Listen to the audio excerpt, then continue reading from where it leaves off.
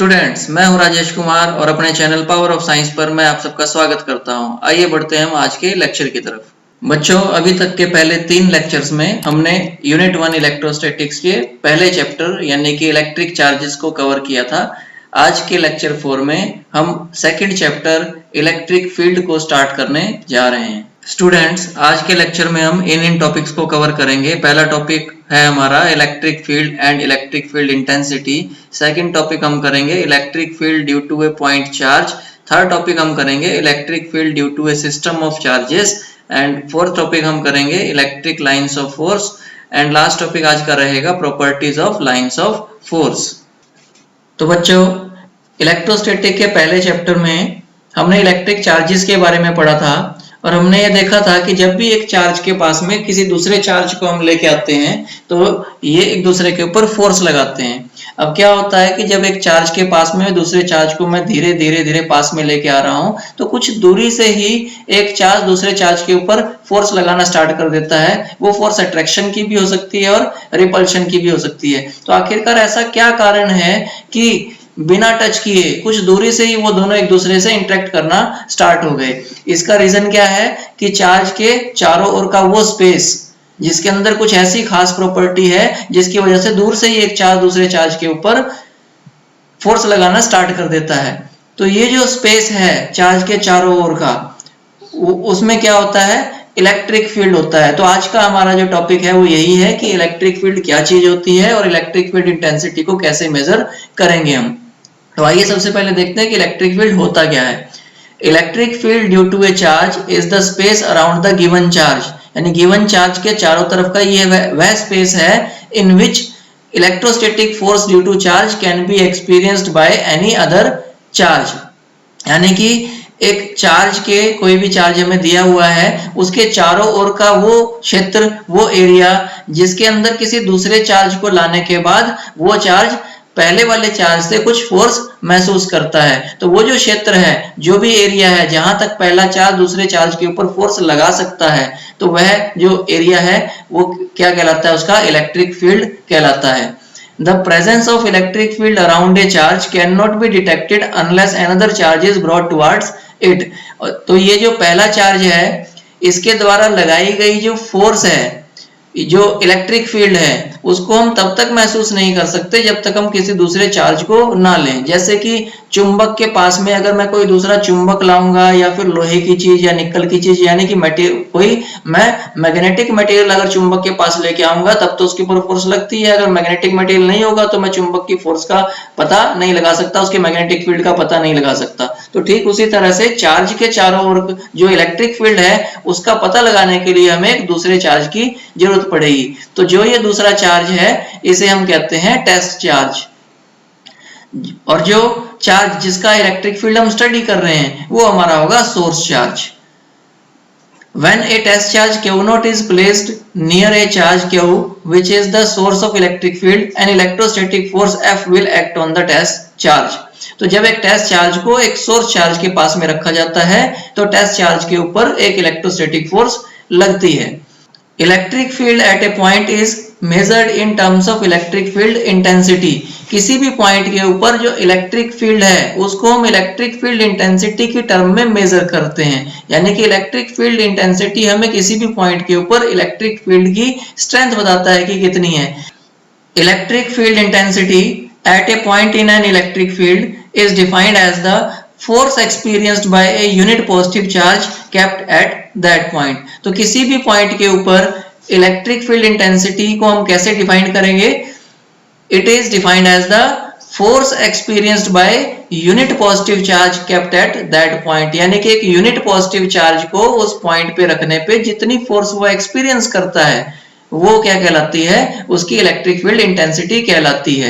Electric field intensity एक vector quantity है और इसका फार्मूला क्या हमारे पास आएगा? तो magnitude of electric field intensity is equal to limit Q0 approaches to 0 force per unit charge, यानी कि फोर्स का मैग्नीट्यूड लेंगे ऊपर हम और उसको जो भी टेस्ट चार्ज है उससे हम डिवाइड करेंगे। तो फोर्स पर यूनिट चार्ज ये हमारा होगा इलेक्ट्रिक फील्ड। यहाँ पे हम लिमिट Q0 अप्रोचेस टू 0, इसका मतलब क्या है?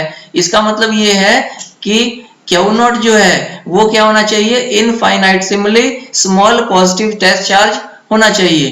क्यों होना चाहिए ये स्मॉल, क्योंकि अगर ये एक बड़ा चार्ज होगा तो इसका खुद का भी कुछ ना कुछ इलेक्ट्रिक फील्ड होगा और ये सोर्स चार्ज के इलेक्ट्रिक फील्ड को डिस्टर्ब कर सकता है, उसकी वैल्यू फिर सही ढंग से हम मेजर नहीं कर पाएंगे। इसलिए जो टेस्ट चार्ज है इसका जो चार्ज है बहुत ज्यादा स्मॉल होना चाहिए, वो इतना स्मॉल होना चाहिए कि वो नेग्लिजिबल हो, ताकि इसका खुद का कोई भी इलेक्ट्रिक फील्ड ना हो, so that it does not disturb source charge. The unit of electric field intensity वो कैसे निकाल सकते हैं, हमें पता है कि फोर्स की यूनिट न्यूटन होती है और डिवाइड में यहाँ चार्ज है, चार्ज की यूनिट कूलम होती है, तो न्यूटन डिवाइड में कूलम यानी कि न्यूटन पर कूलम, ये इसकी होगी SI unit. The electric field intensity is also referred as electric field strength or simply electric field. Electric field intensity को इलेक्ट्रिक फील्ड स्ट्रेंथ भी कहा जाता है और सिंपली हम इसको इलेक्ट्रिक फील्ड भी कह देते हैं। So the force exerted by an electric field on a charge is F is equal to Q naught E। ये इक्वेशन कहाँ से आई, ये जो हमने ऊपर इक्वेशन लिखी इसमें से Q naught को हम लेफ्ट हैंड साइड पे ले आए तो वो इलेक्ट्रिक फील्ड के साथ मल्टीप्लाई हो जाएगा, तो फोर्स किसके बराबर आ जाएगा, Q not multiplied by E। यानी कि अगर हमें किसी स्पेस के रीजन का इलेक्ट्रिक फील्ड पता हो तो हम टेस्ट चार्ज से उसको मल्टीप्लाई करके ये बता सकते हैं कि टेस्ट चार्ज के ऊपर कितना फोर्स लगेगा। स्टूडेंट्स, इस चैप्टर का नेक्स्ट टॉपिक है electric field due to a point charge. मान लेते हैं हमारे पास एक प्लस क्यू सोर्स चार्ज है जो पॉइंट O के ऊपर रखा हुआ है। इसके इलेक्ट्रिक फील्ड के रीजन के अंदर एक पॉइंट P है जिसका डिस्टेंस O पॉइंट से R है, स्मॉल r। हमें क्या करना है, इस P पॉइंट के ऊपर इस सोर्स चार्ज का इलेक्ट्रिक फील्ड निकालना है कि इलेक्ट्रिक फील्ड कितना होगा और किस डायरेक्शन में होगा। इसके लिए हम क्या करते हैं, पॉइंट P के ऊपर एक छोटा सा test charge plus Q naught रखेंगे। टेस्ट चार्ज इतना छोटा होना चाहिए कि इसका खुद का इलेक्ट्रिक फील्ड सोर्स के इलेक्ट्रिक फील्ड को डिस्टर्ब ना कर सके। अब कूलम लॉ के अकॉर्डिंग ये जब टेस्ट चार्ज हम यहाँ पे रखेंगे तो ये एक फोर्स एक्सपीरियंस करेगा। उस फोर्स को हम कैसे निकाल सकते हैं, कूलम लॉ का यूज करके। तो फोर्स कितनी आएगी, F is equal to 1/4 pi epsilon naught. ऊपर क्या आएगा हमारे पास, प्रोडक्ट ऑफ चार्जेस, पहला चार्ज Q है, दूसरा चार्ज हमारे पास Q नॉट है, तो ऊपर आ गया Q इंटू Q नॉट और डिवाइड में हमारे पास क्या आएगा यहाँ पे, डिस्टेंस का स्क्वायर, डिस्टेंस कितना था R, तो R का स्क्वायर। ये हमने फोर्स निकाल ली Q नॉट चार्ज के ऊपर सोर्स चार्ज Q की वजह से। अब इलेक्ट्रिक फील्ड की डेफिनेशन के अकॉर्डिंग हमें पता है इलेक्ट्रिक फील्ड किसके बराबर होता है, force per unit test charge के बराबर होता है, यानी electric field is equal to force upon test charge यानी कि Q नॉट। जब इस F की वैल्यू हम यहाँ पे सब्स्टिट्यूट करते हैं इस फॉर्मूला के अंदर तो Q नॉट और Q नॉट यहाँ कैंसिल हो जाएंगे और हमारे पास बचेगा 1/4 pi epsilon naught Q upon R square. ये जो हमारे पास इक्वेशन आई है ये इलेक्ट्रिक फील्ड की मैग्नीट्यूड की वैल्यू है। अब इसकी डायरेक्शन किधर होगी, the direction of electric field is along the line joining O to P। जो O से P को लाइन ज्वाइन कर रही है उसके अलोंग होगी। और इसकी डायरेक्शन किधर होगी, अगर ये चार्ज जो सोर्स चार्ज था ये पॉजिटिव है तो ये away from the source charge होगी, और अगर ये जो चार्ज है सोर्स चार्ज नेगेटिव होगा तो इलेक्ट्रिक फील्ड की डायरेक्शन टुवर्ड्स सोर्स चार्ज होगी। ठीक है, अगर पॉजिटिव चार्ज है तो इससे दूर की तरफ होगी और अगर ये नेगेटिव चार्ज है तो इसकी तरफ होगी। वेक्टर फॉर्म में अगर हम इस इलेक्ट्रिक फील्ड की इक्वेशन को लिखें तो जैसा कि मैंने पहले बताया था, केवल क्या करना होता है, जो मैग्नीट्यूड की वैल्यू आई है उस मैग्नीट्यूड की वैल्यू को उसके यूनिट वेक्टर से, जो यूनिट वेक्टर यहाँ पे क्या लिया था हमने, आर कैप लिया था उसकी डायरेक्शन में, तो आर कैप से इसको मल्टीप्लाई कर दिया, ये हमारे पास आ गया वेक्टर नोटेशन में इलेक्ट्रिक फील्ड। आइए आगे बढ़ते हैं हम अपने नेक्स्ट टॉपिक की तरफ जो है electric field due to system of charges.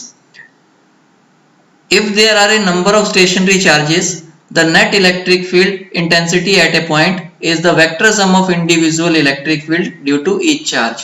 यानी कि अगर किसी रीजन के अंदर बहुत सारे चार्जेस जैसे Q1, Q2, Q3, Qn n number of charges यहाँ पे फैले हुए हैं और इनके नियर बाय में कोई पॉइंट है, यहाँ पे इस पॉइंट के ऊपर मुझे क्या करना है, इन सभी की वजह से इलेक्ट्रिक फील्ड निकालना है। तो मुझे क्या करना पड़ेगा, अलग अलग चार्जेस की वजह से इस पॉइंट के ऊपर जो इलेक्ट्रिक फील्ड लग रहा है, जैसे पहले चार्ज की वजह से E1, दूसरे चार्ज की वजह से E2, तीसरे चार्ज की वजह से E3 और NH चार्ज की वजह से En। तो जितने भी इलेक्ट्रिक फील्ड हैं अलग अलग चार्जेस की वजह से, उनको मुझे इंडिविजुअली निकालना पड़ेगा और बाद में क्या करेंगे, इन सभी का हम वेक्टर सम कर देंगे। तो जब हम इनका वेक्टर सम कर देंगे तो क्या निकल जाएगा, इस पॉइंट के ऊपर टोटल इलेक्ट्रिक फील्ड इन सभी चार्जेस की वजह से कितना है। अब पहले चार्ज की वजह से यहाँ पर इस पॉइंट पर इलेक्ट्रिक फील्ड कितना होगा, E1 is equal to 1/4 epsilon naught Q1 upon R1 का square into R1 cap. Similarly दूसरे चार्ज की वजह से जो इलेक्ट्रिक फील्ड होगा वो हमारे पास होगा 1/4 एप्सिलॉन नॉट Q2 R2 का स्क्वायर R2 का कैप। इसी प्रकार हम तीसरे चार्ज का भी निकाल सकते हैं और NH चार्ज का भी निकाल सकते हैं। और इन द लास्ट हम क्या करेंगे, जितने भी इलेक्ट्रिक फील्ड आए हैं हमारे पास अलग अलग चार्जेस की वजह से, सभी का वेक्टर सम कर देंगे। तो टोटल इलेक्ट्रिक फील्ड E किसके बराबर होगा, E1 plus E2 plus E3 and so on plus En। इन सभी की वैल्यूज जो ऊपर आई है हमारी वो सब्स्टिट्यूट कर देंगे और यहाँ पे अगर हम देखें ध्यान से तो 1/4 एप्सिलॉन नॉट सभी में कॉमन है, तो उसको हम बाहर लेंगे और बाकी जो हमारे पास क्वांटिटीज बचेंगी वो सारी प्लस में हम ब्रैकेट के अंदर लिख देंगे। तो इस तरह से हम टोटल इलेक्ट्रिक फील्ड निकाल सकते हैं किसी पॉइंट के ऊपर, अगर उस पॉइंट के पास में एक से ज्यादा चार्जेस अवेलेबल हो। नेक्स्ट टॉपिक इस चैप्टर का है electric lines of force. Electric lines of force का कंसेप्ट माइकल फैराडे के द्वारा इंट्रोड्यूस किया गया ताकि हम स्पेस के अंदर इलेक्ट्रिक या मैग्नेटिक फील्ड को विजुअलाइज कर सकें, उनको देख सकें कि किस तरह से ये बिहेव करते हैं। Electric lines of force is an imaginary straight और curved path along which a unit positive charge tends to move in an electric field. यानी कि इलेक्ट्रिक फील्ड में रखने पर एक यूनिट पॉजिटिव चार्ज जिस डायरेक्शन में मूव करने की कोशिश करता है, वो जो रास्ता है चाहे वो स्ट्रेट हो चाहे कर्व्ड हो, ठीक है, तो उस रास्ते को हम क्या बोलते हैं, इलेक्ट्रिक लाइंस ऑफ फोर्स। जैसे मान लीजिए यहाँ पर एक ये प्लस का चार्ज है, यहाँ सेंटर में जो ब्लू कलर से दिखा रखा है, इसके पास में मैं एक यूनिट पॉजिटिव चार्ज लेके आता हूँ। तो यूनिट पॉजिटिव चार्ज अगर इसके ये राइट साइड में होगा तो ये इसके ऊपर फोर्स किधर लगाएगा, बाहर की तरफ लगाएगा, यानी कि वो किधर मूव करेगा, बाहर की तरफ मूव करेगा। अगर उस यूनिट पॉजिटिव चार्ज को इसके ऊपर की तरफ रखूं तो ये फोर्स किधर लगाएगा, उसके ऊपर की तरफ फोर्स लगाएगा। अगर इसके मैं लेफ्ट में रखूं तो फोर्स किधर लगेगी, इसके ऊपर लेफ्ट साइड में फोर्स लगेगी। अगर ये नीचे की तरफ रखूं तो फोर्स किधर लगेगी, नीचे की तरफ फोर्स लगेगी इसके ऊपर। तो अगर ये जो यूनिट पॉजिटिव चार्ज है ये फ्री है मूव करने के लिए यहाँ पे, तो ये किधर मूव करेंगे, सारे के सारे जो राइट में रखा हुआ है ये राइट साइड में सीधा मूव करने की कोशिश करेगा, जो ऊपर रखा हुआ है ऊपर की तरफ मूव करने की कोशिश करेगा। तो जिस रास्ते से एक यूनिट पॉजिटिव चार्ज मूव करने की कोशिश करता है, वो जो रास्ता होता है वो क्या दर्शाता है, इलेक्ट्रिक फील्ड लाइन को दर्शाता है। अगर यही पॉजिटिव चार्ज की बजाय यहाँ पे नेगेटिव चार्ज होता तो उस केस में क्या होता है कि यूनिट पॉजिटिव चार्ज को अलग अलग प्लेसेस पे रखने पे वो किस तरफ मूव कराता, वो अपनी तरफ उनको अट्रैक्ट करता, अपनी तरफ उनको खींचता अंदर की तरफ। तो उस केस में जो इलेक्ट्रिक फील्ड लाइन की डायरेक्शन किधर होती, इनवर्ड डायरेक्शन में होती, बाहर से अंदर की तरफ होती, ऑल डायरेक्शन से। परंतु पॉजिटिव चार्ज के केस में ये जो डायरेक्शन है किधर है, अंदर से बाहर की तरफ है, क्योंकि ये जो यूनिट पॉजिटिव चार्ज जब हम पॉजिटिव चार्ज के पास में रख रहे हैं तो ये बाहर की तरफ मूव करने की कोशिश करेगा, परंतु अगर माइनस के चार्ज के पास रखें तो वो अंदर की तरफ मूव करने की कोशिश करेगा। यानी कि जो इलेक्ट्रिक फील्ड लाइंस हैं इनकी डायरेक्शन पॉजिटिव चार्ज के लिए आउटवर्ड होती हैं और नेगेटिव चार्ज के लिए इनवर्ड डायरेक्शन में ये होते हैं। The electric field due to a simple arrangements of point charges are shown in images below। यहाँ पे कुछ चार्जेस की वजह से इलेक्ट्रिक फील्ड लाइंस दिखाई गई हैं। जैसे पहला डायग्राम है, ये पॉजिटिव चार्ज की वजह से है, इलेक्ट्रिक फील्ड लाइन सारी किधर निकल रही हैं, यहाँ से बाहर की तरफ निकल रही हैं। यहाँ पे ये एरो हेड बनाने जरूरी हैं, ये एरो हेड हमें क्या बताते हैं, इलेक्ट्रिक फील्ड लाइन की डायरेक्शन बताते हैं। तो पॉजिटिव चार्ज के केस में हमें पता है कि इलेक्ट्रिक फील्ड लाइंस आउटवर्ड होंगी। अगर यहाँ माइनस का चार्ज होता तो लाइंस इसी तरह से लगती, पर ये एरो हेड, एरो के जो निशान है ये किधर हो जाता है, इनवर्ड डायरेक्शन में हो जाते। इसी प्रकार हमारे पास एक प्लस का चार्ज और एक माइनस का चार्ज अगर दोनों पास पास में है तो उस केस में इलेक्ट्रिक फील्ड लाइन की डायरेक्शन इस तरह से होगी जैसा डायग्राम बी के अंदर दिखाया गया है। ये अनलाइक चार्जेस का केस है। इलेक्ट्रिक लाइंस प्लस वाले चार्ज से बाहर निकलती हैं और माइनस वाले चार्ज पे जाके एंड होती हैं। तो इस तरह से ये जो प्लस वाला चार्ज है यहाँ से सारी लाइंस बाहर की तरफ आउटवर्ड निकल रही हैं और माइनस वाले चार्ज के लिए इनवर्ड डायरेक्शन में है सारी की सारी लाइंस। नेक्स्ट है लाइक चार्जेस अगर होंगे तब हमारे पास इलेक्ट्रिक फील्ड की डायरेक्शन इस तरह से आएगी। ये दोनों ही केसेस में इसी तरह से रहेगा, चाहे प्लस प्लस के चार्ज हो चाहे माइनस और माइनस के चार्ज हो। डिफरेंस क्या आएगा, सिर्फ यहाँ पे ये जो एरो हेड्स हैं इनमें चेंज आएगा। प्लस वाले चार्ज के लिए सारे एरो चार्ज से बाहर की तरफ निकल रहे हैं, जबकि अगर ये माइनस माइनस के चार्ज होते तो डायरेक्शन ऐसे ही आती इलेक्ट्रिक फील्ड लाइंस की, बस ये एरो हेड इनवर्ड डायरेक्शन में होते हैं सभी के सभी। अब आगे हम देखते हैं कि इलेक्ट्रिक लाइंस ऑफ फोर्स की प्रॉपर्टीज कौन कौन सी होती हैं, इनके क्या क्या गुण होते हैं। फर्स्ट प्रॉपर्टी है lines of force start from positive charge and terminate at negative charge. यानी कि जो इलेक्ट्रिक लाइंस ऑफ फोर्स है पॉजिटिव चार्ज से ये बाहर की तरफ निकलते हैं, वहां से स्टार्ट होते हैं और ये एंड कहां पे होते हैं, नेगेटिव चार्ज पर एंड होते हैं। सेकेंड प्रॉपर्टी है lines of force never intersect each other. ये जो लाइंस हैं कभी भी दो इलेक्ट्रिक लाइंस ऑफ फोर्स आपस में इंटरसेक्ट नहीं करेंगी, यानी कि एक पॉइंट पे कभी भी ये दो एक दूसरे को नहीं काटेंगी, नहीं मिलेंगी। रीजन क्या है इसका कि अगर ये किसी पॉइंट पे एक दूसरे को काटती हैं तो एक ही पॉइंट पे इलेक्ट्रिक फील्ड की दो डायरेक्शन हो जाएंगी और एक ही पॉइंट पे इलेक्ट्रिक फील्ड दो डायरेक्शन पे कभी भी पॉसिबल नहीं है। इसलिए इलेक्ट्रिक लाइंस ऑफ फोर्स कभी भी एक दूसरे को इंटरसेक्ट नहीं कर सकती हैं। थर्ड पॉइंट हमारे पास है the tangent to a line of force at any point gives the direction of electric field at that point। Electric field line के किसी भी पॉइंट पर अगर हम टेंजेंट ले लें तो वो जो टेंजेंट लाइन है वो हमें बताएगी कि उस पॉइंट पर इलेक्ट्रिक फील्ड की डायरेक्शन क्या है। फोर्थ पॉइंट हमारे पास है the number of lines per unit area through a plane at right angle to the lines is proportional to the magnitude of E। यानी कि किसी भी यूनिट एरिया में से जितनी number of lines perpendicular direction में गुजर रही हैं वो हमें क्या बताता है, उस जगह का मैग्नीट्यूड बताता है इलेक्ट्रिक फील्ड का, कि इलेक्ट्रिक फील्ड की स्ट्रेंथ वहां पर कितनी है। This means that where the lines of force are closer together, जहां पर भी लाइनें ज्यादा पास पास हैं तो वहां क्या होगा, पर यूनिट एरिया में ज्यादा लाइंस होंगी, यानी कि वहां इलेक्ट्रिक फील्ड स्ट्रॉन्ग होगा, लार्ज होगा। And where they are far apart, और जहां पे ये लाइनें दूर दूर हैं वहां एक यूनिट एरिया में से कम लाइनें गुजर पाएंगी, तो इसका मतलब वहां पर इलेक्ट्रिक फील्ड क्या होगा, स्मॉल होगा, उसकी वैल्यू कम होगी, स्ट्रेंथ कम होगी। Each unit positive charge gives rise to 1 by epsilon naught lines of force in free space। यानी कि एक unit positive charge free space में 1/epsilon naught लाइंस प्रोड्यूस करता है। तो अगर Q चार्ज होगा तो वो कितनी करेगा, वो करेगा Q multiplied by 1 by epsilon naught, यानी कि Q by epsilon naught lines produce करेगा फ्री स्पेस में। सिक्स्थ प्रॉपर्टी है electric lines of force exert lateral pressure on each other।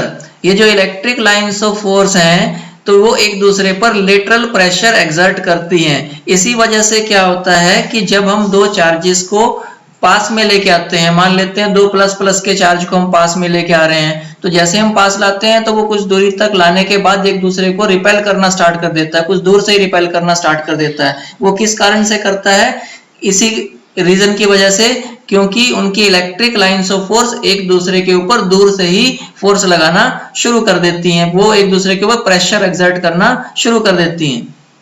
Seventh property है electric lines of force contract longitudinally, यानी कि length wise ये contract होती हैं। ये किस वजह से होता है, अट्रैक्शन की वजह से होता है। दो ऑपोजिट चार्जेस की, एक प्लस का चार्ज है एक माइनस का चार्ज है, उनसे इलेक्ट्रिक लाइंस ऑफ फोर्स जब बाहर निकलती हैं तो प्लस से हमें पता है आउटवर्ड डायरेक्शन में होती हैं, तो प्लस से स्टार्ट होके माइनस के चार्ज पे खत्म होती हैं।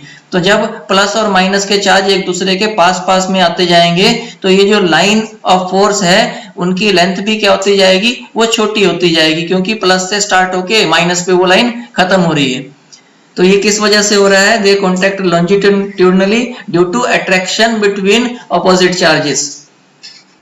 और लास्ट प्रॉपर्टी है electric lines of force do not pass through a conductor. Electric lines of force जो है वो कंडक्टर में से पास नहीं हो सकती हैं। स्टूडेंट्स, इलेक्ट्रोस्टैटिक का लेक्चर 4 यहीं पर खत्म होता है। अगर आपको ये वीडियो अच्छा लगा तो please like, share and subscribe my channel. Thank you and take care.